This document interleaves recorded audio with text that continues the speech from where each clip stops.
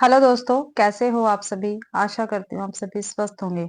मैं आप सभी का अपने चैनल हिंदी क्लासेस में बहुत बहुत स्वागत करती हूँ। तो आप सभी को पता है भाई, हमने AMRS KVS और NVS 2025 जो हमारा TGT PGT का पेपर होने वाला है, उसके लिए काफी महत्वपूर्ण 2000 MCQ और PYQ की सीरीज चला रखी है। ठीक है, आज ये अपनी 4th क्लास रहेगी और हर एक क्लास में हम 35 क्वेश्चन करते हैं विद डिटेल।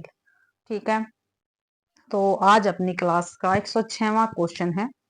ठीक है, देखते हैं क्वेश्चन। अगर आपको क्लास अच्छी लगती है तो क्लास को शेयर जरूर करें, लाइक भी करें और चैनल को भी सब्सक्राइब जरूर से जरूर करें और कमेंट भी जरूर से जरूर करना, क्योंकि मुझे पता चल सकता है भाई आपको क्लास कैसी लगती है या नहीं। तो प्लीज आप जरूर से जरूर बताएं आपको क्लास पसंद आती है या नहीं। तो क्लास की शुरुआत करते हैं। मुक्तिबोध की प्रतिबंधित पुस्तक का क्या नाम है। जो मुक्तिबोध जी थे, इनकी जो प्रतिबंधित प्रतिबंधित पुस्तक थी उसका क्या नाम था। तो क्या नाम था ये देखते हैं। नई कविता का आत्म संघर्ष तथा अन्य निबंध, नए साहित्य का सौंदर्य शास्त्र, या सतह से उठता आदमी, या भारतीय इतिहास और संस्कृति। तो भाई भारतीय इतिहास और संस्कृति मुक्तिबोध की प्रतिबंधित पुस्तक थी भाई। और भाई इतिहास और संस्कृति जो है ये मुक्तिबोध जी की पुस्तक है। इस पुस्तक पर नैतिकता तथा भद्रता के विरुद्ध होने का आरोप लगा था। क्या था भाई, क्या आरोप लगा था इस पुस्तक पर।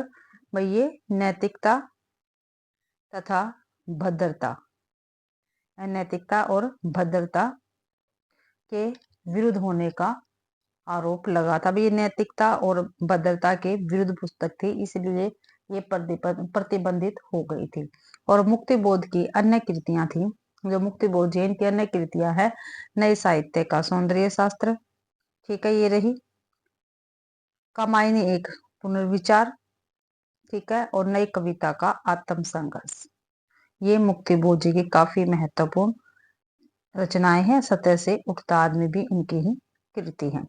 अगला क्वेश्चन है, वस्तुओं में आध्यात्मिक छाया का भान ही छायावाद है, किस आलोचक का कथन है। क्या भाई वस्तुओं में आध्यात्मिक छाया का भान ही छायावाद है, किस आलोचक का कथन है, ये हमें बताना है। तो जयशंकर प्रसाद का, लाला भगवान दीन का, राधा कृष्ण दास का, नंद दुलारे वाजपेयी का। तो वस्तुओं में आध्यात्मिक छाया का भान ही छायावाद है, ये कथन नंद दुलारे वाजपेयी का रहेगा। डी आंसर अपना बिल्कुल सही है। अगला क्वेश्चन है, हितोपदेश का भाषा अनुवाद किसने किया है। जो हितोपदेश है इसका भाषा अनुवाद किसने किया, ये हमें बताना है। तो पद्माकर ने, सेनापति ने, श्रीपति ने, या बोधा ने। तो भाई हितोपदेश का भाषा अनुवाद पद्माकर जी ने किया है, ये ऑप्शन अपना बिल्कुल ठीक है। और पद्माकर जी ने दौलत राव सिंधिया के सरदार उदाजी के अनुरोध पर हितोपदेश का अनुवाद किया था। ठीक है, जो भाई उदाजी थे इनके अनुरोध पर किया था हितोपदेश का अनुवाद। और ये कहाँ के थे, ये भाई सिंधिया के सरदार थे। ठीक है, और इनका क्या नाम था, दौलत राव भी था, और उदाजी इनको कहते थे। और इनकी पद्माकर जी की काफी महत्वपूर्ण कृतियां हैं। हिम्मत, जो पेपर में पूछी जाती हैं, हिम्मत बहादुर, विरुदावली,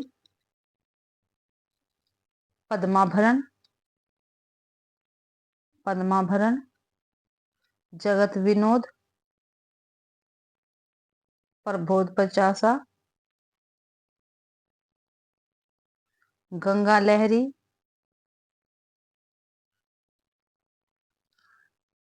प्रताप सिंह, विरुदावली और कली पचीसी, ये सभी पद्माकर जी की रचनाएं रहेगी। अगला क्वेश्चन है, जिस विधा के द्वारा लेखक अपने बीते हुए जीवन का विवरण प्रस्तुत करता उसे क्या कहते हैं। ठीक है भाई, तो क्या कहते हैं, जिस विधा के द्वारा लेखक अपने बीते हुए जीवन का विवरण प्रस्तुत करता है उसे क्या कहते हैं। तो देखते हैं ऑप्शन में, ऊपर है ऑप्शन, देखते हैं क्या कहते हैं उसको। भाई आत्मकथा कहते हैं, संस्मरण कहते हैं, उपन्यास कहते हैं, साक्षात्कार कहते हैं। तो भाई इसको आत्मकथा कहते हैं, ये आंसर अपना बिल्कुल ठीक है। जिस विधा के द्वारा लेखक अपने बीते हुए जीवन का विवरण प्रस्तुत करता है उसे आत्मकथा कहते हैं। जबकि जो संस्मरण है ये स्मृतियों के आधार पर किसी विषय पर अथवा किसी पर लिखित आलेख संस्मरण कहलाता है। साक्षात्कार एक निश्चित उद्देश्य की पूर्ति के लिए आयोजित विचारों का आदान प्रदान होता है। उपन्यास वह विधा है जिसमें मानव जीवन के किसी तल को उक्ति के रूप में समन्वित कर समीप रखा जाए। अगला क्वेश्चन 110वां, प्रगतिशील साहित्य की समस्याएं।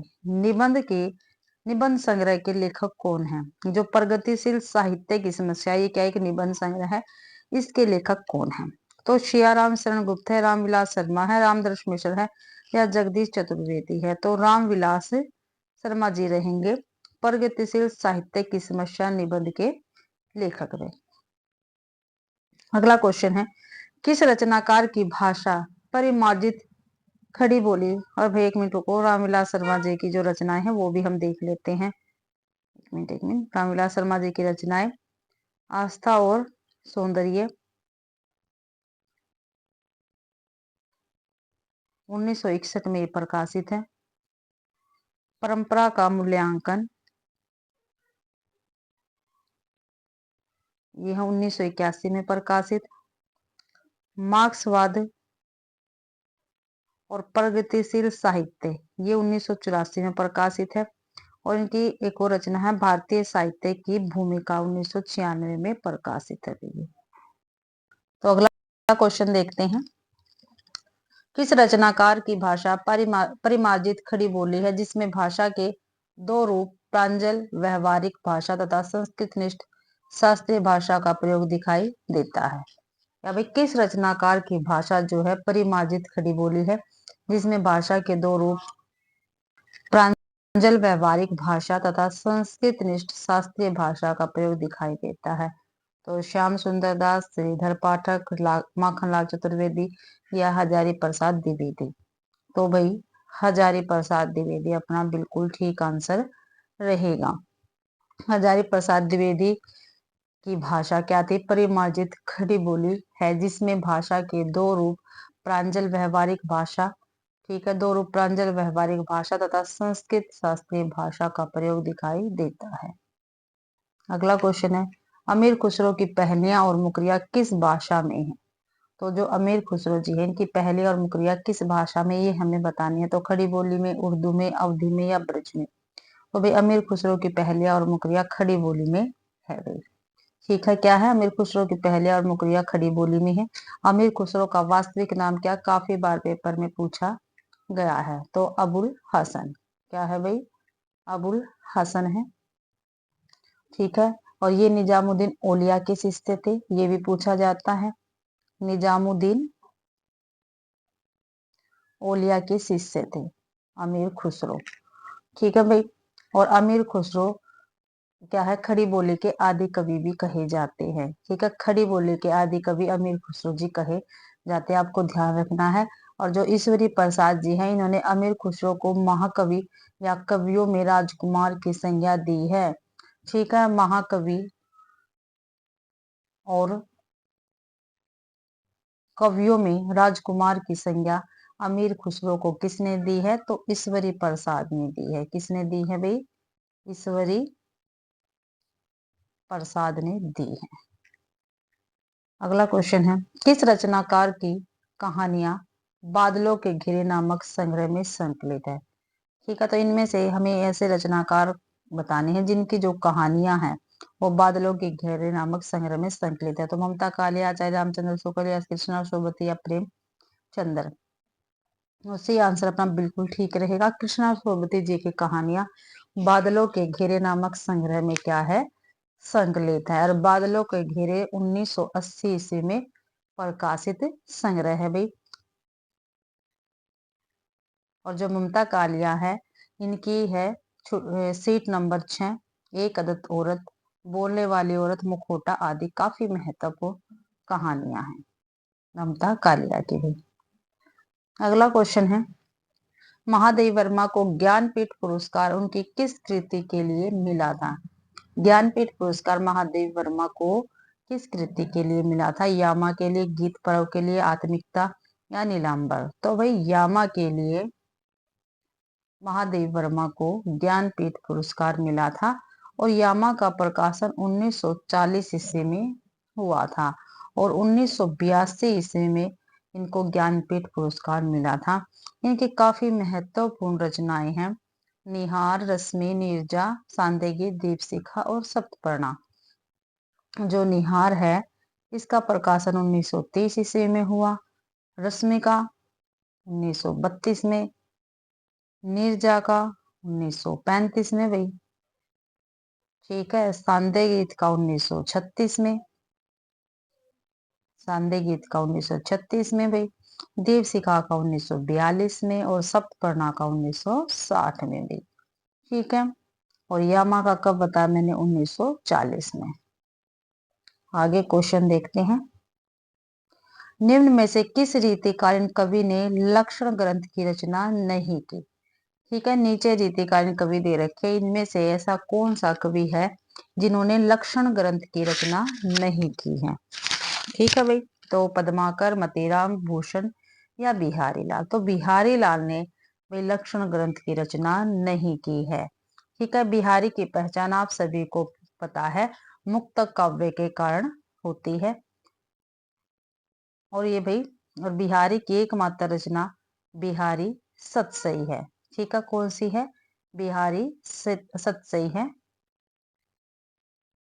तो भाई रीति सिद्ध में होती है, इनकी रीति मुक्त में नहीं होती है, रीति सिद्ध काव्य के अंतर्गत होती है, जिसमें और जो इनकी रचना बिहारी सतसई, इसमें भी 719 दोहे हैं और जो रत्नाकर जी हैं इनके अनुसार 713 दोहे माने जाते हैं। अगला क्वेश्चन है, और एक और भाई, जो शुक्ल जी है इन्होंने, जो बिहारी जी है इनके दोहों को भाई क्या कहा है? तो रस के छोटे छोटे छींटे का ये ध्यान रखना है। ठीक है, रामचंद्र शुक्ल जी ने बिहारी के दोहों को रस के छोटे छोटे छींटे का, ये पेपर में पूछे जाने वाली बातें हैं। अगला क्वेश्चन देखते हैं। चकमक की चिंगारियां किस रचनाकार की कविता है? क्या भी चकमक की चिंगारियां किस रचनाकार की कविता है, ये हमें बताना। तो गजानन माधव मुक्तिबोध की, केदारनाथ अग्रवाल की, श्रीकांत वर्मा की, भवानी प्रसाद मिश्र जी की। तो चकमक की चिंगारियां गजानन माधव मुक्तिबोध की रचना रहेगी। यह चांद का मुंह टेढ़ा काव्य संग्रह में संकलित है। ठीक है, चांद का मुंह टेढ़ा किसका काव्य संग्रह है? ये भी गजानन माधव मुक्तिबोध का ही काव्य संग्रह है भाई। और मुक्तिबोध की अन्य काव्य कृतियां है, एक तो चांद का मुंह टेढ़ा, जो चांद का मुंह टेढ़ा है 1964 में प्रकाशित हुई थी भाई। भूरी भूरी खाक धूल इनकी रचना काफी महत्वपूर्ण 1980 में प्रकाशित हुई थी। और इनकी चर्चित कविताएं काफी है भाई, जो काफी महत्वपूर्ण, वही बताती हूँ। अंधेरे में इनकी काफी महत्वपूर्ण कविता है। ब्रह्म राक्षस, अंतःकरण कायतन, मुक्तिबोध जी की रचनाएं हैं, कविताएं हैं। और भूल गलती, ये काफी महत्वपूर्ण कविताएं हैं मुक्तिबोध जी की। और जो राम स्वरूप चतुर्वेदी जी है, इन्होंने मुक्तिबोध का काव्य संग्रह जो चांद का मुंह टेढ़ा है, उसको क्या कहा है? एक बड़े कलाकार की स्केच बुक। क्या कहा है? एक बड़े कलाकार की क्या कहा भाई? स्केच बुक कहा है। ठीक है, स्केच बुक लगता है, ये कहा है इन्होंने। ठीक है, अगला आगे क्वेश्चन देखते हैं 117वां। निम्नलिखित महाकाव्यों में से कौन सा महाकाव्य मलिक मोहम्मद जायसी द्वारा लिखा गया है? तो कौन सा ऐसा काव्य जो मलिक मोहम्मद जायसी द्वारा लिखा गया है? उर्वशी, पद्मावत, कामायनी, रामचरितमानस। जो पद्मावत है भाई, ये मलिक मोहम्मद जायसी द्वारा लिखित है भाई। ठीक है, और जायसी के काफी महत्वपूर्ण ग्रंथ देखते हैं। तो पद्मावत हो गया, एक अखरावट है, पेपर में पूछे जाते हैं इनके ग्रंथ। अखरावट, आखिरी कलाम, चित्ररेखा भी इनकी रचना है। ठीक है, काफी महत्वपूर्ण ग्रंथ है इनके। कहरनामा भी इनकी है, मसलनामा भी इनकी है रचना। और कन्हावत, ये भी इनकी ही रचनाएं हैं मलिक मोहम्मद जायसी जी की। ठीक है, उर्वशी किसके, रामधारी सिंह दिनकर के। कामायनी जयशंकर प्रसाद के। रामचरितमानस तुलसीदास की रचनाएं रहेंगी। अगला क्वेश्चन है, भ्रमर गीत नाम से सूर के काव्य को किसने संपादित किया है। ठीक है, भ्रमर गीत के नाम से सूरदास जो है, इनके काव्य को किसने संपादित किया। तो आचार्य रामचंद्र शुक्ल जी ने, डॉक्टर राम कुमार वर्मा ने, आचार्य हजारी प्रसाद द्विवेदी, डॉक्टर श्याम सुंदर दास ने। तो भ्रमर गीत नाम से सूरदास के काव्य को आचार्य रामचंद्र शुक्ल जी ने संपादित किया है। और शुक्ल जी की अन्य आलोचनात्मक कृतियां, ठीक है, कौन कौन सी है। गोस्वामी तुलसीदास 1923 में प्रकाशित हुई भई है। जायसी ग्रंथावली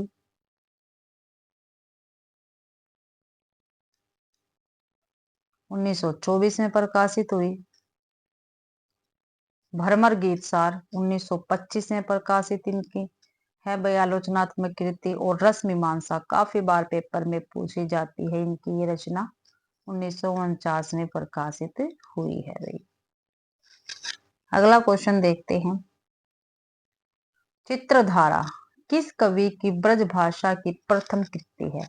जो चित्रधारा है, ये किस कवि की ब्रज भाषा की प्रथम कृति है। देखो, जो चित्रधारा उसकी भाषा क्या है, ब्रज भाषा। हमें ये बताना कौन से कवि की कृति है ये। सियाराम शरण गुप्त, अयोध्या सिंह उपाध्याय हरिओध, मलिक मोहम्मद जायसी या जयशंकर प्रसाद। तो जो चित्रधारा है, ये जयशंकर प्रसाद जी की कविता है। ठीक है, और ये ब्रज भाषा में है। ठीक है, प्रथम कृति है ब्रज भाषा की, आपको ध्यान रखना है। और ब्रज भाषा की कविताएं प्रसाद जी किस नाम से लिखते थे, कलाधर नाम से लिखते थे। किस नाम से लिखते थे, कलाधर नाम से लिखते थे। इनका खड़ी बोली में पहला काव्य कौन सा है। ठीक है, जो जयशंकर प्रसाद जी, इनका पहला खड़ी बोली में काव्य संग्रह है कानन कुसुम। कानन कुसुम भाई। तथा प्रसाद की अंतिम रचना है कामायनी। ठीक है, 1935 में प्रकाशित हुई थी। और कानन कुसुम 1913 में प्रकाशित है, काव्य संग्रह है भैया। ठीक है, ये आपको ध्यान रखना है। और जयशंकर प्रसाद की कृतियां हैं कौन कौन सी, ये आपको ध्यान रखना। बब्रुवाहन मैं काफी बार बताती हूँ आपको सभी की रचनाएं 1911 में। कानन कुसुम अभी मैंने आपको बताया है 1913 में भाई। महाराणा का महत्व, महत्व 1914 ईस्वी में।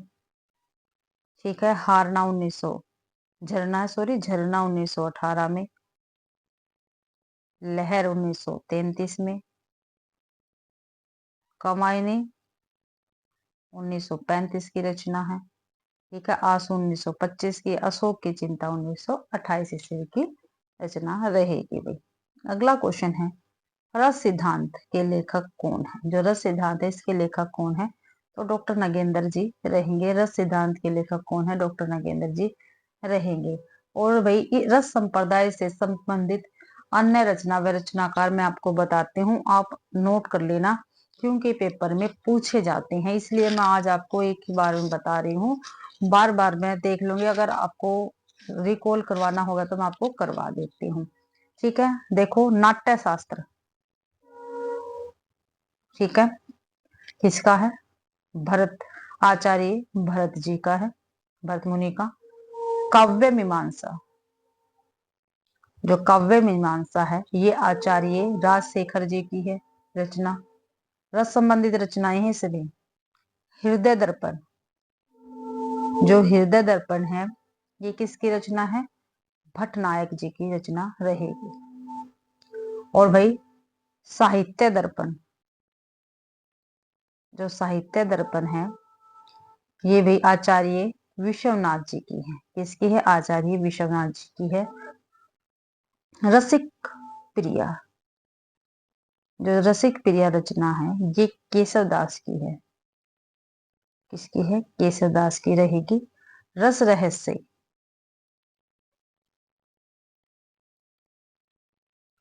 कुलपति मिश्र जी की रचना रहेगी। भाव विलास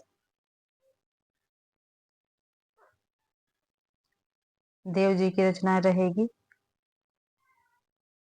अभिनव भारती, अभिनव गुप्त जी की रचना है। रस संबंधी रचनाएं हैं भाई ये सभी। और काव्य प्रकाश, जो काव्य प्रकाश है ये मम्मट जी की रचना है। ठीक है। और रस मीमांसा अभी हमने देखी है, पीछे मैंने आपको बताया है, रामचंद्र शुक्ल जी की रचना है। ठीक है। रस विमर्श, जो रस विमर्श है ये राममूर्ति त्रिपाठी जी की रचना रहेगी। काव्य दर्पण, जो काव्य दर्पण है ये रामदहीन मिश्र जी की रचना है। किसकी है? रामदहीन मिश्र जी की रचना रहेगी भाई। ठीक है। आगे क्वेश्चन देखते हैं। गौतम बुद्ध की पत्नी के उज्जवल चरित्र के अंकन के लिए मैथिली शरण गुप्त ने किस ग्रंथ की रचना की है? ठीक है। तो किस ग्रंथ की रचना की है मैथिली शरण गुप्त जी ने?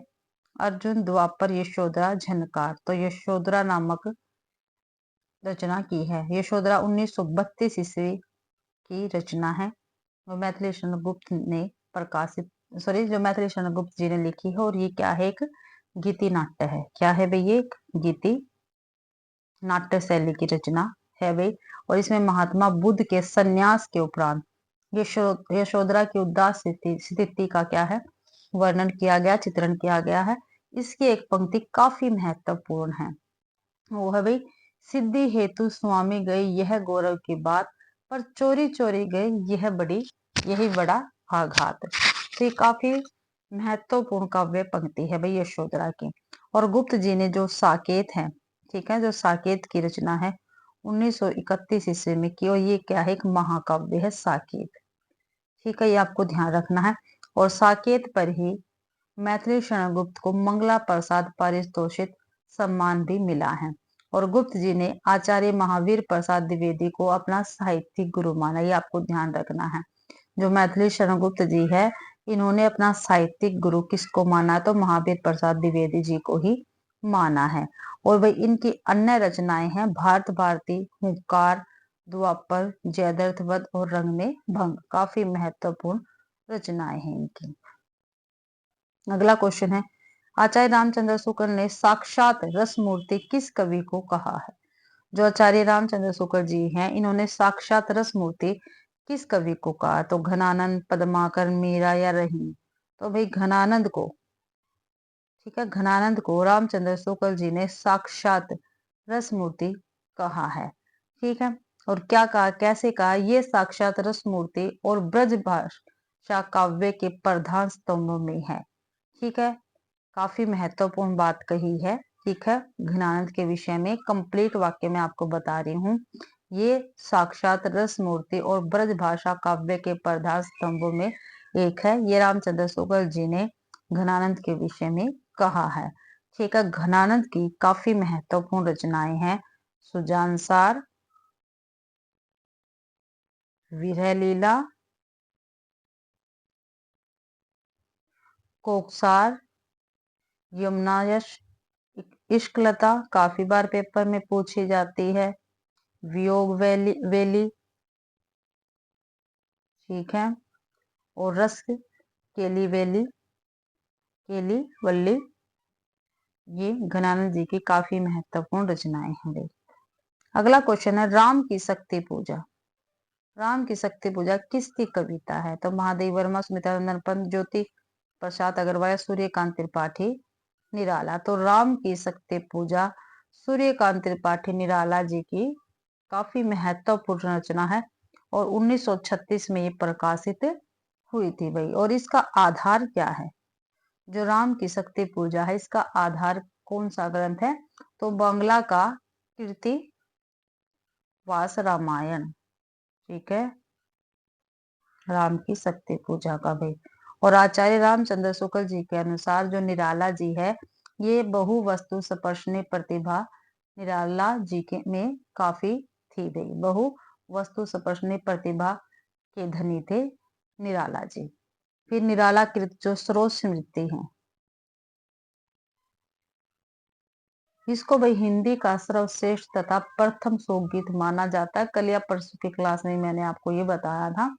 इनकी प्रमुख रचनाएं हैं निराला जी की अनामिका, तुलसीदास, बेला, कुकुरमुत्ता और परिमल। जो अनामिका है इसका प्रकाशन 1923 में हुआ, तुलसीदास का 1938 में हुआ, बेला का 1946 में हुआ, कुकुरमुत्ता का 1942 में हुआ, परिमल जो सॉरी परिमल है इसका 1930 में प्रकाशन हुआ था।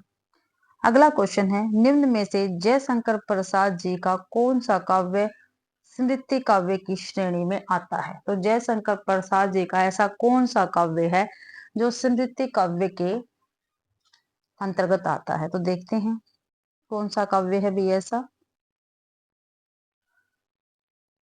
चित्रधारा, कानन कुसुम, प्रेम पथिक और आंसू। तो आंसू जो जयशंकर प्रसाद जी का काव्य है इस स्मृति काव्य के अंतर्गत आता है, 1925 ईस्वी में प्रकाशित हुआ था। और जो आंसू है इसमें 133 छंदों का विरह प्रधान स्मृति काव्य है। ठीक है, 133 छंद है भाई इसमें और विरह प्रधान स्मृति काव्य है। और इसे हिंदी काव्य मेघदूत भी कहा जाता है। किसको भी? आंसू काव्य को हिंदी काव्य मेघदूत भी कहा जाता है, ये आपको ध्यान रखना है। और ये सभी जयशंकर प्रसाद जी की ही रचनाएं हैं।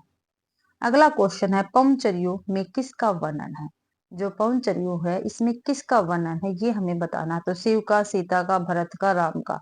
पवनचरियो में भाई राम का वर्णन है। किसका है? राम का वर्णन है। और पवनचरियो स्वयंभू की रचना है। किसकी है भाई? स्वयंभू की रचना रहेगी। और इसे पद्य चरित्र या जन रामायण भी कहा जाता है।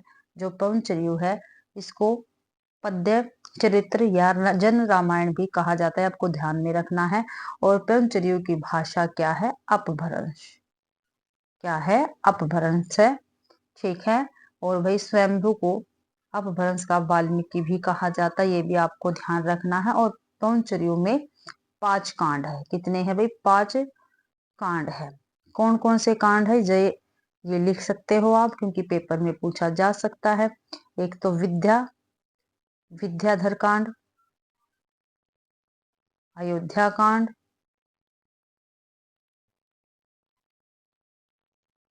कांड, सुंदर कांड, युद्ध कांड, भाई एक है उत्तर कांड। ठीक है, ये 5 कांड है भाई। ठीक है, पवनचरियो में। ठीक है। और ये क्या है? एक जन रामायण भी कहा जाता है इसको। और इसमें राम कथा को जैन धर्म के अनुसार परिवर्तित करके प्रस्तुत किया गया है। किसमें? पवनचरियो में। ये आपको ध्यान रखना है, राम कथा को जैन धर्म के अनुसार, ठीक है, परिवर्तित करके प्रस्तुत किया गया है भाई। अगला क्वेश्चन है, श्रीधर पाठक ने कौन सा अनुवाद ब्रज भाषा में किया है? जो श्रीधर पाठक है इन्होंने इनमें से कौन सा अनुवाद, जो नीचे 4 रचनाएं दे रखी हैं, इनमें से कौन सा अनुवाद ब्रज भाषा में किया है ये हमें बताना है। तो उजड़ग्राम, जासूस, ऋतु संहार, रस कलश। तो भाई ए आंसर बिल्कुल ठीक रहेगा। उजड़ग्राम, ठीक है, का अनुवाद ब्रज भाषा में किया है श्रीधर पाठक ने।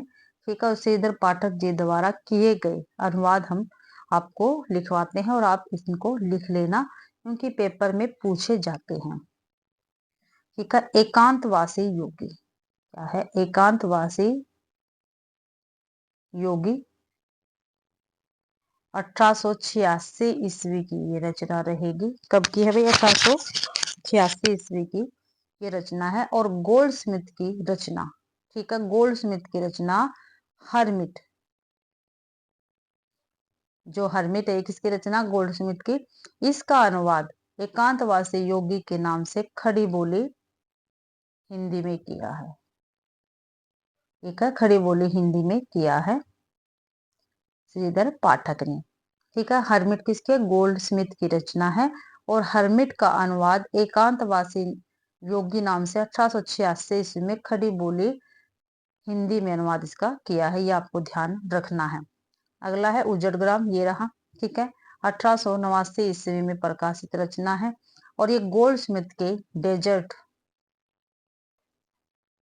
विलेज का, ठीक है, डेजर्ट विलेज का ब्रज भाषा में अनुवाद है। ये भी गोल्डस्मिथ की ही रचना है, डेजर्ट विलेज। ठीक है, ये ब्रज भाषा में अनुवाद है इसका। फिर है शांत पथिक। ठीक है, ये 1902 में प्रकाशित हुई वही इनकी रचना। ये भी गोल्डस्मिथ के ट्रेवलर जो इनकी रचना है गोल्डस्मिथ की। ठीक है, ट्रेवलर का शांत पथिक नाम से खड़ी बोली हिंदी में अनुवाद किया। ठीक है, 1902 ईस्वी में भी। अगला क्वेश्चन देखते हैं 127वां। नीचे दिए गए शब्द का सही संधि विच्छेद वाला विकल्प बताना है। सही संधि विच्छेद वाला विकल्प हमने बताना है। तो देखते हैं, जगदीश दे रखा है, इसका सही विकल्प बताना है। ज प्लस में गदीश, जगद प्लस में ईस, या जग प्लस में दीस, या जगत प्लस में ईस। तो जगत प्लस में ईस बिल्कुल ठीक संधि विच्छेद वाला विकल्प है। इनका आप सभी को पता है, और ये क्या है, व्यंजन संधि के अंतर्गत आता है। ठीक है, व्यंजन संधि के अंतर्गत आता है, ये आपको ध्यान रखना है। अगला क्वेश्चन है, अयोध्या सिंह उपाध्याय का ग्रंथ प्रिय प्रवास किस भाषा में लिखा गया? जो प्रिय प्रवास है, ठीक है, ये किसका ग्रंथ है? अयोध्या सिंह उपाध्याय हरिओ जी का है। और ये क्या है, खड़ी बोली में लिखा गया प्रथम काव्य है भाई, ये आपको ध्यान रखना है। और प्रिय प्रवास जो है ये 1914 ईस्वी में प्रकाशित है। और इसमें कितने हैं, 17 सर्ग है। कितने हैं, 17 सर्ग है। और कृष्ण के बचपन से मथुरा प्रस्थान तक का इसमें वर्णन किया गया है। और जो उपाध्याय जी है, ठीक है, अयोध्या सिंह उपाध्याय हरिओ जी है, इनकी और एक और रचना है पारिजात। ठीक है, इसमें 15 सर्ग है भाई। ठीक है, इसमें आध्यात्मिक एवं धार्मिक विषयों का वर्णन है। और इनकी एक और रचना है वैदेही वनवास, 1941 में ये प्रकाशित है। और इसमें भी 18 सर्ग है वैदेही वनवास में। और इसमें क्या है, राम के द्वारा सीता के निर्वासन की कथा है। वैदेही वनवास में राम के द्वारा सीता के निर्वासन की कथा है भाई। अगला क्वेश्चन है, नीचे दिए गए शब्दों का सही संधि वाला विकल्प पहचानिए। देखते हैं, तत्त प्लस में टीका। ठीक है, तो देखते हैं, टीका, टीका, टीका, या तकीफा। तो बी आंसर अपना बिल्कुल सही रहेगा। ठीक है, अगला क्वेश्चन देखते हैं भाई, पथिक किसका काव्य संग्रह है? जो पथिक है किसका काव्य संग्रह है? तो रामनरेश त्रिपाठी का, जगदीश चतुर्वेदी जी का, विद्या निवास मिश्र जी का, मैथिली शरण गुप्त जी का। जो पथिक है ये रामनरेश त्रिपाठी जी का काव्य संग्रह रहेगा। और 1920 ईस्वी में प्रकाशित है ये पथिक। ठीक है, काव्य संग्रह रामनरेश त्रिपाठी का। और रामनरेश त्रिपाठी जी के अन्य रचनाएं हैं जो काफी महत्वपूर्ण है। मिलन पथिक, मानसी सोपन। ठीक है, मिलन पथिक तो ये हो गया, मिलन पथिक, मानसी सोपन। ठीक है, मिलन का प्रकाशन 1918, पथिक का 1920 बताया मैंने अभी आपको, मानसी का 1927, और सोपन का 1929 में। और जो सोपन है, इन्हें हिंदुस्तानी अकादमी पुरस्कार मिला है। जो सोपन है भाई, इस रचना पर रामनरेश त्रिपाठी जी को हिंदुस्तानी अकादमी पुरस्कार भी मिला है। अगला क्वेश्चन है, निम्नलिखित विकल्पों में संकेत वाचक वाक्य का सही विकल्प कौन सा? भाई जिसमें संकेत किया गया हो, तो कौन सा है इसमें? राम जाकर पढ़ाई करो, नहीं। भगवान तुम्हें लंबी उम्र दे, नहीं। कृपा सभी बैठ जाए, नहीं। दीपक का घर उधर है। तो इसमें संकेत किया गया दीपक के घर की तरफ। तो डी आंसर अपना बिल्कुल सही रहेगा। और जो संकेत वाचक वाक्य है भाई, इसकी परिभाषा क्या होती है? जहां एक वाक्य दूसरे वाक्य की संभावना पर निर्भर होता है तो संकेत वाक्य होता है वहां पर। अगला क्वेश्चन है, निम्न विकल्पों में से उस विकल्प का चयन कीजिए जो दिए गए वाक्य के अनुसार विशेषण के भेद का सही विकल्प है। किसका भी विशेषण के भेद का सही विकल्प है, ये हमें बताना है। तो देखते हैं, हमारे विद्यालय में 200 विद्यार्थी पढ़ते हैं। क्या भाई, हमारे विद्यालय में 200 विद्यार्थी पढ़ते हैं। 200 ध्यान रखना, 200 दे रखा है, 200 विद्यार्थी पढ़ते हैं। तो ये सर्वनामिक विशेषण है, व्यक्तिवाचक है, संख्यावाचक है या गुणवाचक। भाई संख्या की बात की गई, 200 विद्यार्थी पढ़ते हैं, तो सी आंसर अपना बिल्कुल ठीक रहेगा। और संख्यावाचक विशेषण क्या होता है? जिन शब्दों से संज्ञा या सर्वनाम की संख्या लक्षित होती है उसको क्या कहते हैं? संख्यावाचक विशेषण कहते हैं। और इसके 3 भेद होते हैं, एक तो निश्चित संख्यावाचक, एक अनिश्चित, और एक नहीं भाई, 2 ही भेद होते हैं संख्यावाचक, एक निश्चित एक अनिश्चित।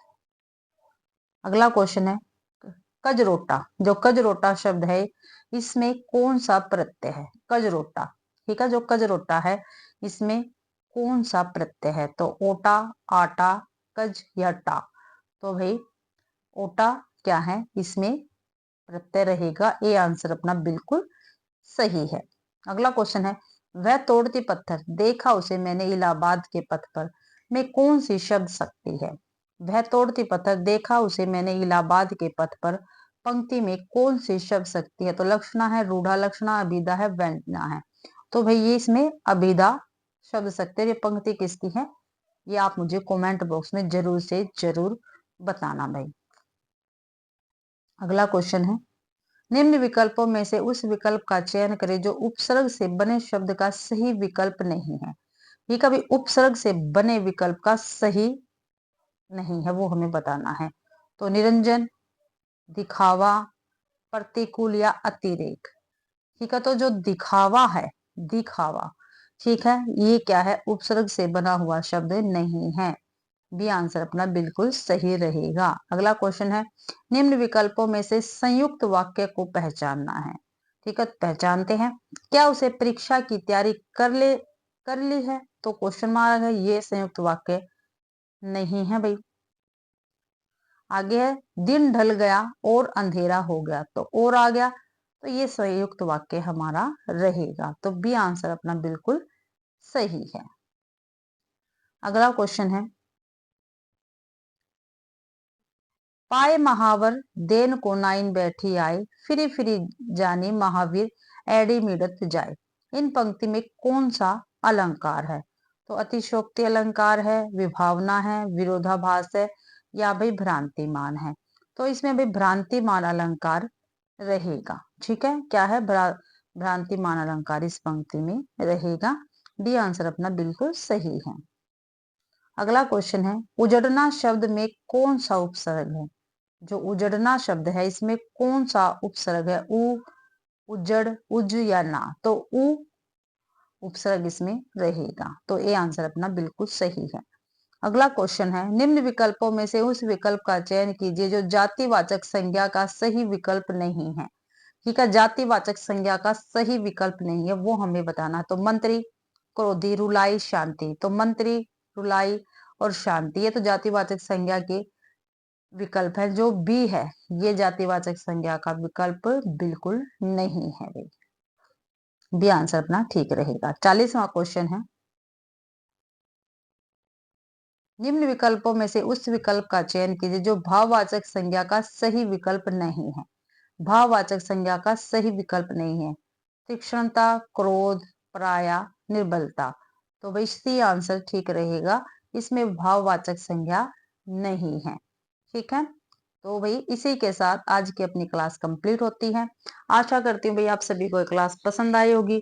अगर आप सभी को क्लास पसंद आती है तो प्लीज वीडियो को ज्यादा से ज्यादा शेयर करें, लाइक करें, कमेंट भी जरूर से जरूर करें भाई। इसी से मुझको पता चलता है भाई आपको क्लास पसंद आती है या नहीं। तो जो कमेंट है वो जरूर से जरूर करें। ठीक है, और चैनल को भी सब्सक्राइब जरूर से जरूर करें। आप सभी का क्लास देखने के लिए बहुत बहुत धन्यवाद।